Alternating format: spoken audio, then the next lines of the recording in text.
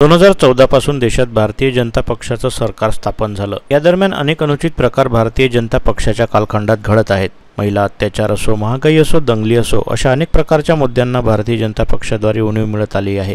याच दरम्यान देशात भारतीय जनता पक्षाच्या कालखंडात बेरोजगारी प्रचंड वाढली। युवकांना 2 कोटी रोजगाराच्या नावावर ठगण्याचं काम भाजप सरकारने केलं आहे। शिक्षण क्षेत्रात भाजप सरकारने विद्यार्थ्यांचं भविष्य धोक्यात आणलं आहे।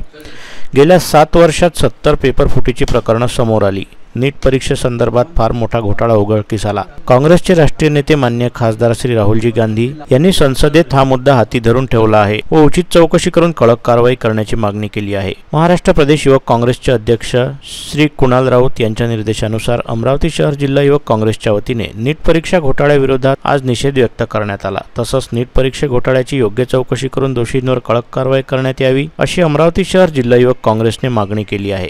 तसेच विद्यार्थ्यांचे प्रतिनिधी म्हणून अमरावती शहर जिल्हा युवक काँग्रेसने जिल्हाधिकाऱ्यांना निवेदन दिले। नीट परीक्षा पुन्हा घेण्यात यावी ही मागणी मुख्यमंत्र्यांपर्यंत पोहोचवावी अशी मागणी यावेळी करण्यात आली। गेल्या 7 वर्षात 70 पेपर फुटीचा अमरावती शहर जिल्हा काँग्रेसने तीव्र शब्दात निषेध केला। तसेच भारतीय जनता पक्षाच्या कार्यकालावर प्रश्नचिन्ह उपस्थित केला आहे। गेल्या 2014 पासून या भारत देशामध्ये, आपल्या महाराष्ट्रामध्ये जे एक वातावरण निर्माण झालेलं आहे, एक भ्रष्टाचारी वातावरण, एक दंगलीचं वातावरण, बेरोजगारी वाढून राहिली आहे। तिच्यात 7 वर्षात 70 पेपर लीक झालेले आहे। ह्या सरकार म्हणजे फक्त भ्रष्टाचार आणि आपली मनमानी करण्याचा पूर्ण आणि आपली दडपशाही दाखवण्याचा प्रयत्न हे भाजप सरकार करत आहे। ह्या